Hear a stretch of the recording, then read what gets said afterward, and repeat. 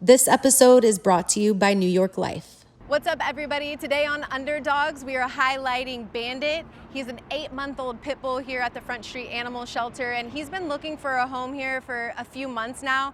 He has a condition called cherry eye, but it's really just a cosmetic thing. It doesn't have anything to do with his health. He's gonna live a long, beautiful life, and he's looking to do that with a great family. He's the sweetest soul, loves to play, and is just looking for somebody to give him a good home. Today, we're hanging with one of the toughest linebackers in the NFL, Sacramento native Shaq Thompson. 11 years in the league, a former first-round pick, and a guy who's built his career off grit, toughness, and what he calls a true dog mentality. But beyond the football field, he's also giving back to the community that raised him. Today, we get to know the man behind the helmet.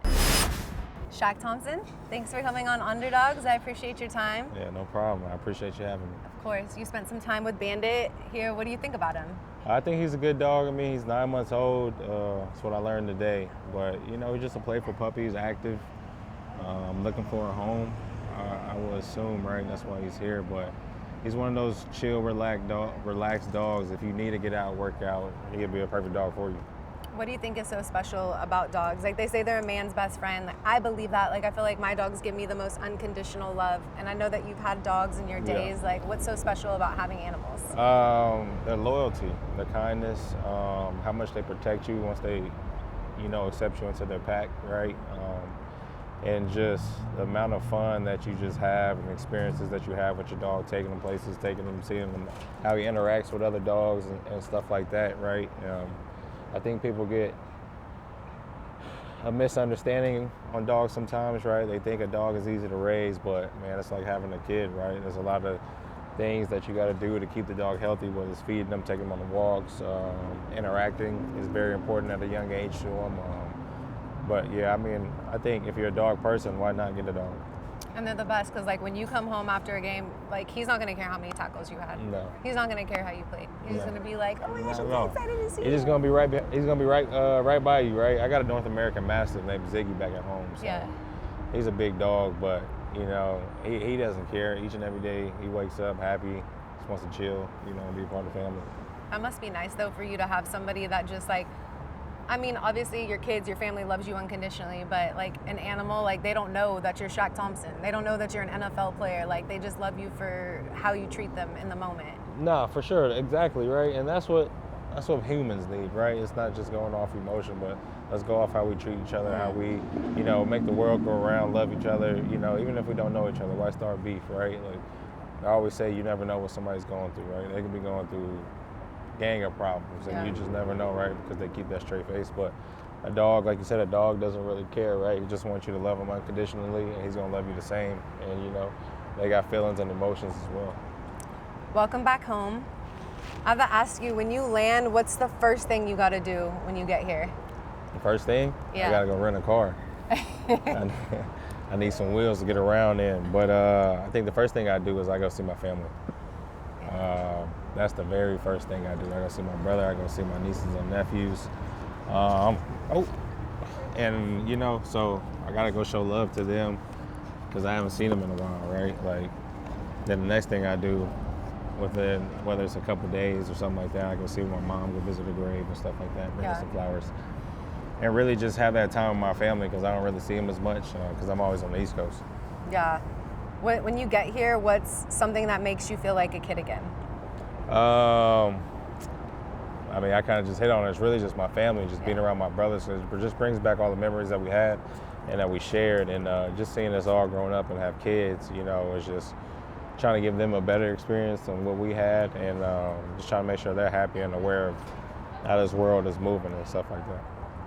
You played for Grant High when you went to school here, played for a legendary coach and Mike Albergini. Just how did Coach Al shape your life, and what were those years like as a kid? What are the fondest memories you have?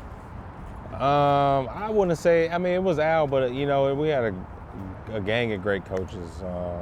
Coach E, Big Reed, Lil Reed, Coach Henry, like all those guys kind of just taught us different values of life and how to see life and, you know, work on football and stuff like that. But it's all about the memories that you create with the guys for those 4 years. And I think we created great memories while I was there. You know, unfortunately, we weren't able to win state or anything like that, but we created great bonding experiences, just memorable moments, right? Whether it's football, whether through school or hanging out and stuff like that. What was teenage Shaq like? Oh, I know he was focused on getting to his dream. He was dedicated. He was loving, hardworking, always there for his brothers, and just really just go about class, right? I think one person I used to always hang around with was Carl. Carl was like one of my road dogs, kind of see him as like, one of my mentors, like older like brother, just chilling with him and stuff on like Fridays and stuff like that. And we had shared some good experiences, and so I was just like one of those cool, chill, just go about my day. I'm trying to get somewhere, right? And it's just that's what I was focused on. A lot of people don't know this, but you were actually drafted by the Red Sox. A lot of people know that. Okay, well, a lot of people, not everybody. Maybe people from here know that. Everybody knows that. Okay, we'll talk about your experience. I think, like, was it a humbling experience for you? And like, what made you, like, you knew you were going to go to Washington and go to camp, like, join in the fall, but like, what made you go? What made you make that decision? Because it was an opportunity that most people didn't get. Like, why not take an opportunity? Like, I didn't really care about the outcome. It was just more about the experience. Because Like, you only played your senior year, right? yeah, really, pretty much. That's crazy. So it was an opportunity and an experience, and it was an open door. Like, dang, like nobody else done this. I can go see how it was. Like, I knew I wasn't gonna play it for long. I just wanted to go out there and really just give it a go, right? See if I could spark back that love into baseball. But I think I got away from it for so long when I was a kid. I put all my eggs into football and just enjoyed football so much. But I mean, it taught me a lot of just like adversity, right? Like, the stats is what it is, but it taught me a lot about being talked about all on the internet and stuff like that, and working through that, and not really caring what other people's opinion says. It's just like, all right, like I got this chance that nobody got. Like, none of you guys, everybody who's talking mess, none of you guys got this experience, or if you did, you know what I mean, you didn't take it. So I took a chance, and I wanted it, and I did it, and hey, like I say, I went through a door, and it just didn't work out, but I got that experience. It's true. I mean, nobody gets that opportunity to be able to play like in the minors or even to get drafted like Right. that. So it tells what kind of athlete that you were. Just when you've obviously been gone for a long time, but you come back, you don't forget where you come from, which a lot of people do, which I think is special about you. You're putting on this camp. Why do you think it's so important to give back to the community here in Sacramento?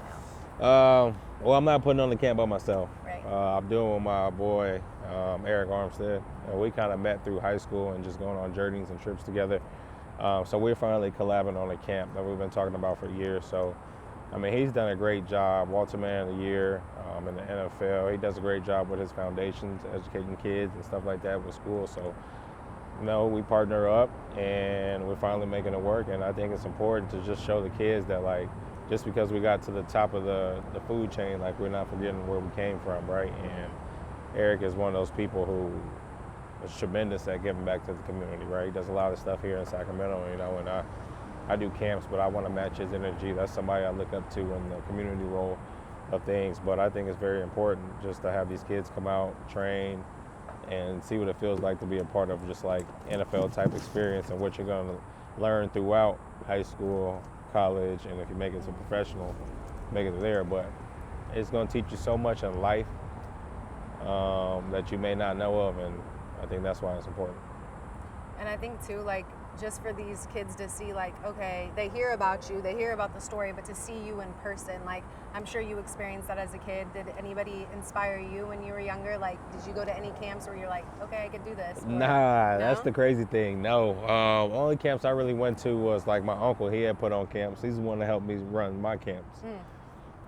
So I remember his camps. Then I did go to like a Nike camp in the 707 one time, but other than that, it was just playing ball, right? Like, hopping the fence, going playing football, Thanksgiving, going playing turkey football, you know what I mean? Like, and just growing playing Six Flags Up and all that other games as we were younger, you know what I mean? Like, well, I think one of the biggest things though was like knee football. Like me and my brother used to be in the house playing knee football, and like that just shaped me for just always wanting to just play football. When you see these kids, when you're out here, you know, doing these camps, do you see yourself in them? Yeah, it's kind of hard to tell, right? Because like, do I remember everything that I did when I was younger? Yes and no, right? Like, they could have been working harder than me, right? I could have been working harder than them. I just see kids just going out there having fun, right? You get to see what kids are really into it and what kids are just coming out here, you know, trying to figure it out. And I think that's a good experience because you never know who's gonna make it. A kid who might be bottom or not as good show up in camp, he might later on be one of the best in the world, you know what I mean? You just never know. So it's just good to see the kids come out here, getting the exercise, seeing smiles on our face, we're seeing them compete and stuff like that. I think that's probably the biggest thing. 11 years in the league is a long time. Yeah. You're going on your 12th season, but you spent 10 of those years with Carolina. Like, what is it about your work ethic? What is it about you as a person? Do you think that made you such a cornerstone for that organization? Well, I put all my eggs in like the NFL basket. Like that was my dream I wanted to do growing up, and you know, I achieved it, right? So now I think one of my biggest goals now is play 12 to 14 years, right? Then call it a day, right? I had a great run. I think my dedication, my work ethic, but with all that, like I got to shout out to my wife and my kids. Like they're the big reason why I'm able to go out there and do what I do. Especially my wife, she takes care of everything at home with the kids, school, sports, and stuff like that. While I'm able to go train and focus on football. And you know, that's a big reason why I'm able to play 11 years. You know. It's crazy. Yeah, I know. Does it feel like it just has gone by so quick? Yes, I remember my rookie year. I remember going to the Super Bowl. I remember the games, the vibes, around the city, the team vibes, the culture. Like, I remember all that, and I remember the next year, and the next year, it just got harder and harder and harder. And you know, once you get there, you gotta be thankful for getting there. It's definitely hard to get back. What's the most veteran thing that you see yourself doing these days? Like maybe when you were a rookie, you looked at like, look at these old heads doing this, and then like maybe you're doing the same thing. I think like having the rookies do like rookie duties. Like you gotta bring us some towels for our shower. You gotta get us some food for the plane. Then you got a rookie dinner. So I think that's probably the thing I was really looking forward to, right? And cutting them in like the exit meetings, right? You cut them in line, like, damn, I'm sorry. Well, how many years? Like, damn, I gotta cut you, you know what I mean? So like, you get to use that, pull that card out, and I was like, man, I can't wait till I'm able to pull that card out, you know what I mean? Because you'll be right in front of the line as a rookie. Next one up, vet walks in, cuts you, just like, and the next one, and the next one. And you turn from number 1 to number 4, and you're like, bruh, all right, I had enough of this. You know what I mean? I can't wait, but it's all part of the experience. Did you ever get mad? Like, what's the most embarrassing thing you think that happened to you, like as a rookie? Did anybody just try to like? No, I had some good vets. I would say that about my 2015 team, and get as I was progressing in the league. Like I had some good, respectful vets. They didn't really do much. You just had to do your rookie duties, and you know what I mean, pay for rookie dinner, and that's really about it. And I mean, the most embarrassing thing is probably getting up there and singing in front of everybody, right? What'd you sing? They let me get away with this one. I don't know how, but they let me get away. I sung Tupac, Dear Mama. They let me get away with it, and that's a good one. Yeah. But it was fun. It was an experience, and you only do it one time. That's true. I feel like people look at you, they see your success, but you've obviously been through a lot of adversity the past few years. The year before last, the year before that, you know, battled with injury. Just how did you get through that? The Achilles, was it the broken fibia? Like just a lot of stuff, and then for it to happen back to back, and mentally that must have been really, really rough. Yeah, unfortunately had those significant injuries, and they just, like you said, they happened back to back. Like after I broke my leg and my ankle on my right side, it just opened up, right? Like your body has to compensate from that injury. Especially, I mean, that's a traumatizing injury to the body, right? Yeah. And I never really broke anything in my lower extremity areas. And You know, I was working to get back, not really training on my left leg like as I should because the compensation. I got back, then like the 4th game in of that 2025 season, 2024 season, tore my Achilles on my left side, and I was just like, for a minute though, I'm not gonna lie, I was just like, damn, like, is it over? Like, is it telling me I'm done? Like, you know what I mean? And I did have thoughts going through my head. It's just like, man, I don't know what to do. But I think what really kept me going was, like I said earlier, my wife and my kids. Yeah. Like, they were there every day, you know what I mean? Making sure I take my medicine, eating, getting up, moving around, and stuff like that. I mean, without them, I've probably been doing it by myself, you know what I mean? Probably calling a family member to come out there to help me, but they were there every step of the way through all my injuries, you know? And I popped my hamstring last year too. Yeah, I saw that. Yeah, I popped my hamstring in training camp. I think you missed only one. How many games did you miss? I missed 1 game. 1 game, right? Yeah, 1 game, and I've been playing through that the whole season. So, I mean, I've been dealing with a lot of injuries from. How does it feel now? It feels good. Like the whole body feels good. You know, just getting back in shape and just getting back to what I used to be, trying to find my new normal. Yeah. You know what I mean? Especially going through all these injuries. So, I've been thankful for everybody who's been there throughout the way through those injuries. I feel like you know, going to Buffalo was sort of like a reset for you. Do you feel that way? And how do you think you sort of like reinvented yourself because you had a really successful season? I think I just reinvented myself from just showing that I can still play. Not really them, showing myself. Like, all right, cool, this happened, but if I stay healthy, I know I can bring this. You know, I know I still got that anger in me, that love for the football, that nastiness, you know, that every coach and every teammate wants to play with, you know, and coach.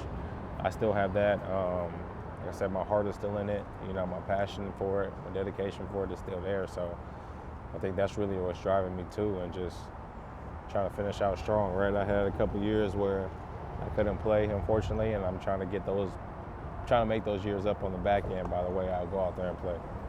I think like just getting through the mental struggles is so underrated because, you know, people just focus on like physically getting better, right? But like mentally, you know, just like you said, like things you read on the internet, people are probably calling your career, just all of these things. Like, why do you think and how do you think you're so mentally strong to be able to like pick yourself up? And I know you mentioned your family, but what are some other things that sort of helped you get through that time? I know you have faith too. Yeah, I have faith, but it's just, honestly, it's just having that mentality. Like, you just, that dog I think mentality? It's that dog mentality, but I think it's just a mentality of life that, like, you can persevere through anything if you just put your mind to it.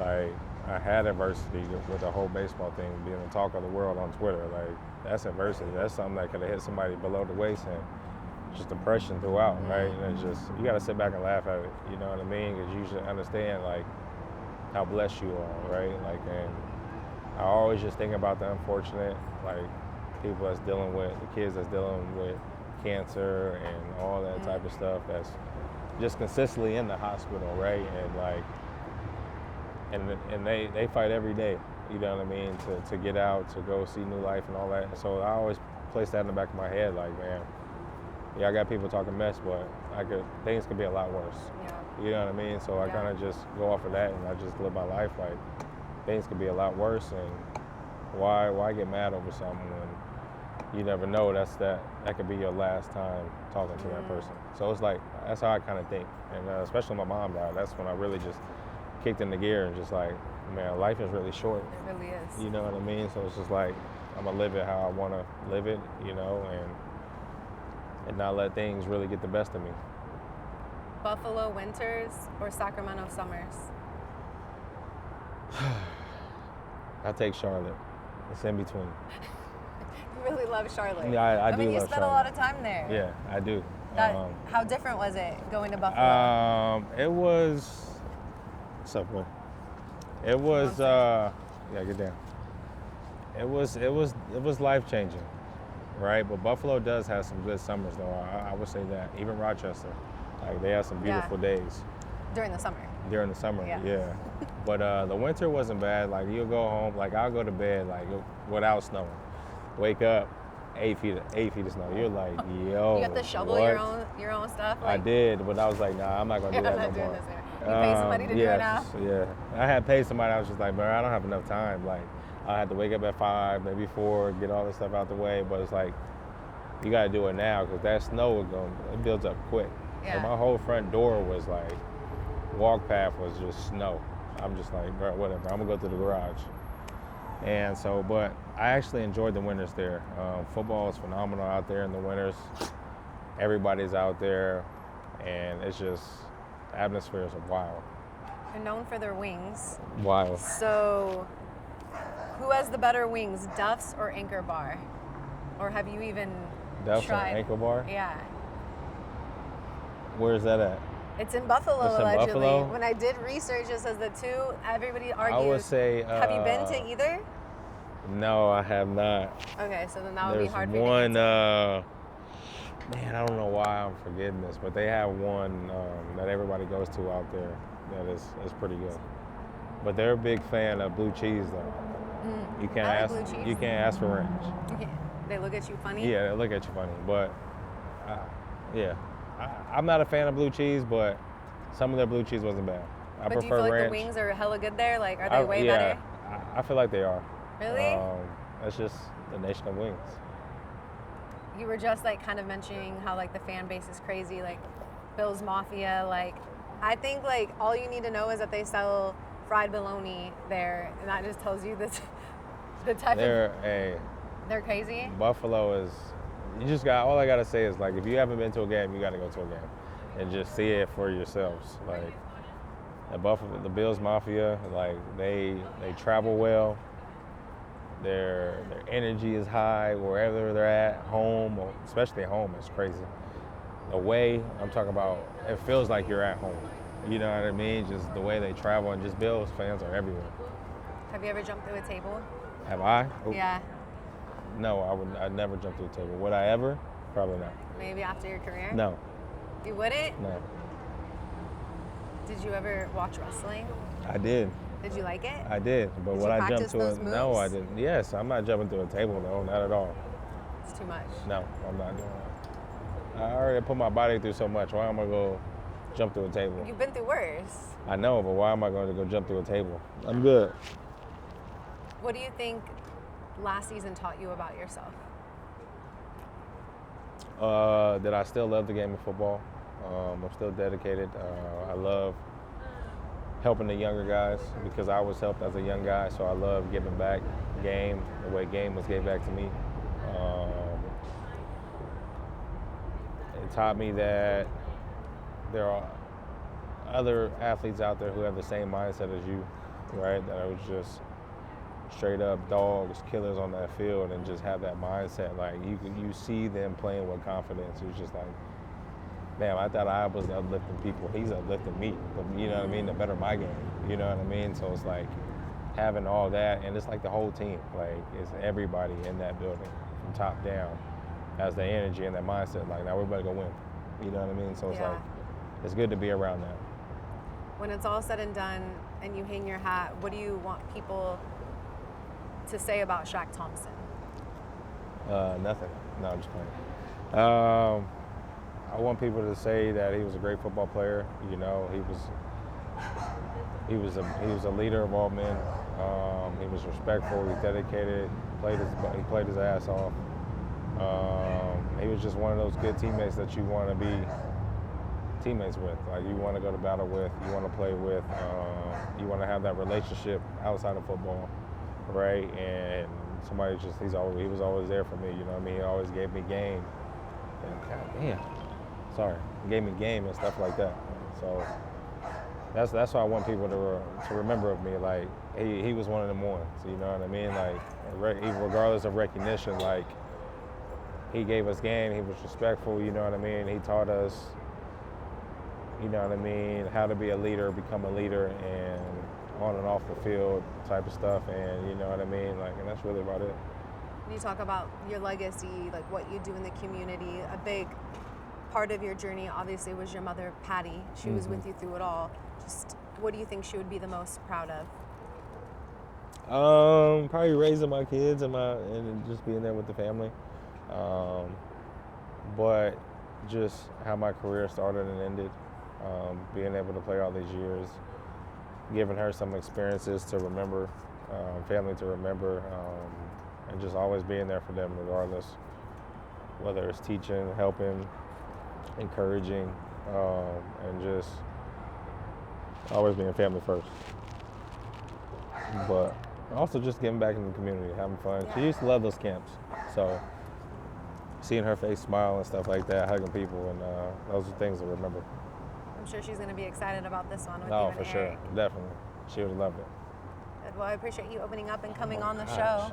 I appreciate you too. Thanks for having Good me. seeing you. And for everybody who wants a dog, where's Bandits right here. Bandit? Come here, Bandit. Oh, got a sock. Oh, man, he got a sock. So Why do you think I don't people would know be what. lucky to have him? But he's very playful. He's energetic. You know what I mean? And if you have patience to teach him, because he's still a puppy, Right. he wants to learn, right? You just got to have the patience. But I think he'll be a tremendous dog.